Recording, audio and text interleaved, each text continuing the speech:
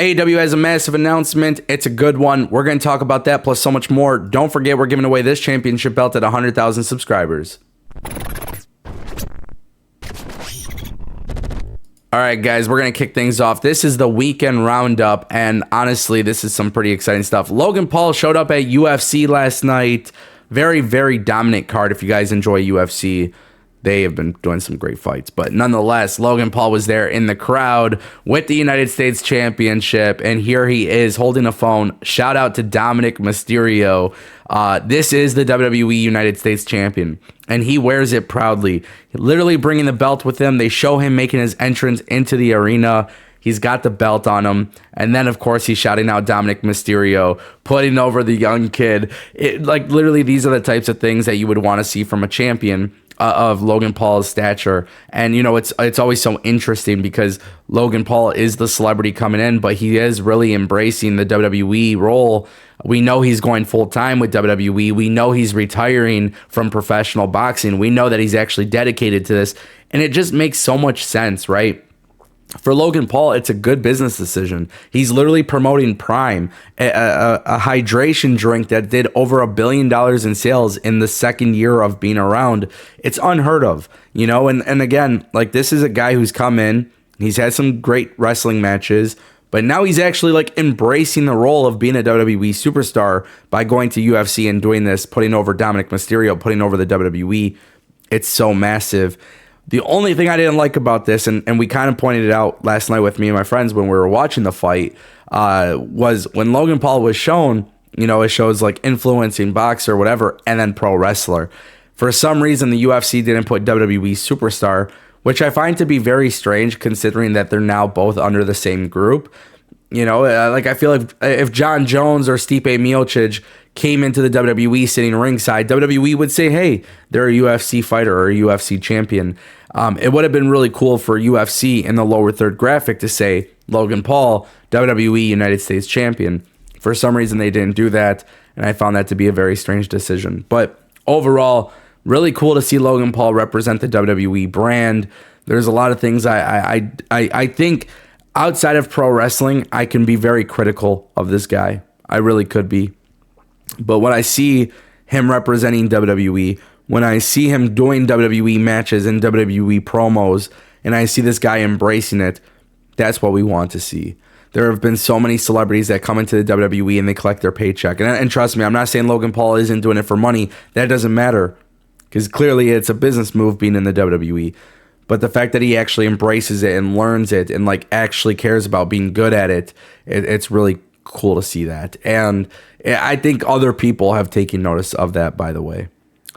Shinsuke Nakamura appeared in a different wrestling promotion that's not WWE, and it's got a lot of people talking because WWE, they don't typically allow this thing to happen. And more often than not, it's actually starting to happen. DDT Pro Wrestling in Japan had a very big show last night. What was really funny was, you know, a lot of people who are familiar with DDT, they understand that it's got its own significance in Japan. But Shinsuke Nakamura showed up on camera. Basically, it was like a pre-tape thing, but he was doing a happy retirement speech for Saki Akai, who retired earlier in the night. So the thing is, WWE, we've seen AJ Styles reappear in Impact. We've seen The Rock. Well, technically it's hard because The Rock is so big and maybe WWE can't really control him. But The Rock appeared for the Impact Wrestling Hall of Fame speech for Ken Shamrock. Obviously, you have AJ doing that. Shinsuke Nakamura doing Pro Wrestling Noah. Now Shinsuke Nakamura appearing on DDT Pro. Mickie James showing up in the WWE Royal Rumble with the Impact Knockouts Championship. It's nice to see WWE doing things like this. It's nice to see the WWE be in a situation where talent could do something like this in general. I want to see an actual relationship form. I do. You know, it's cool to see Shinsuke appear on the video screen on the Titantron, you know, and that's fascinating. It's nice to see that WWE allows him to do this.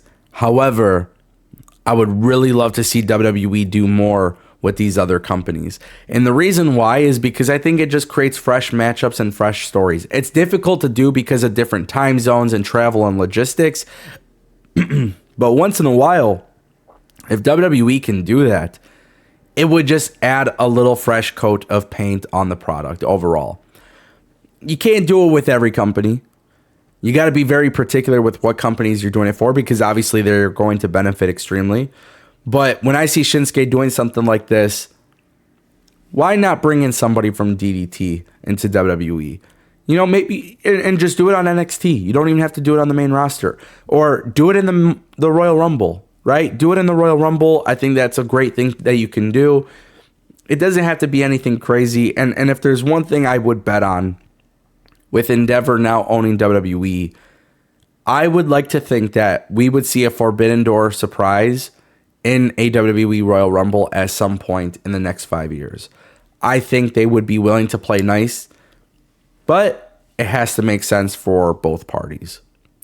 And that brings us to our final topic of today's video. Tony Khan made a massive announcement on AEW Collision. Not a lot of people are talking about this for some reason. Maybe it's just not on my timeline.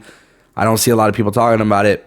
But AEW essentially announced the AEW Continental Classic, which is a round-robin tournament featuring 12 of AEW's top stars. And it's going to be taking place live in Chicago on November 22nd, with the first entrant being Bryan Danielson.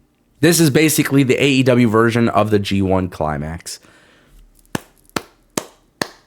If Bryan can't go do the G1 in Japan, you bring the G1 to AEW, and you could make something cool out of it. You guys might be watching this video being like, Ango, you hate tournaments. I do. But just as I've said in the past, King of the Ring should come back to WWE, right? You want to do the Dusty Classic? Sure. You want to do the Mae Young Classic? Sure. Those tournaments have purpose. There's like a little bit of like an actual sentimental value with some of those things too. With AEW doing a Continental Classic, this is not just a random thrown around tournament trying to crown a number one contender for no reason. You know what I'm saying? Like, it kind of seemed like AEW was doing tournaments all the time and they weren't feeling special. This is going to be special. This is the Continental Classic is something that AEW could kind of make into their King of the Ring, their G1 Climax. Like, this actually seems like a more significant tournament than anything else. You know, and just to kind of throw this out there, I would never be opposed to the idea of AEW doing something like this on a yearly basis, as long as they constantly have fresh talent for it. You know, if it's the same winners over and over and over again, I think that could be a big mistake. But if I'm AEW, my prediction, very simple: Kenny Omega versus Bryan Danielson has to be in the finals at World's End. I think that's what you got to do. I think AEW's strong suit is wrestling. I don't think their strong suit is stories. Go in on the wrestling aspect. Go back to the more sport-centric presentation, and that could be the true alternative to WWE. Don't forget, I'm giving away this championship belt at 100,000 subscribers. Go ahead and click subscribe today.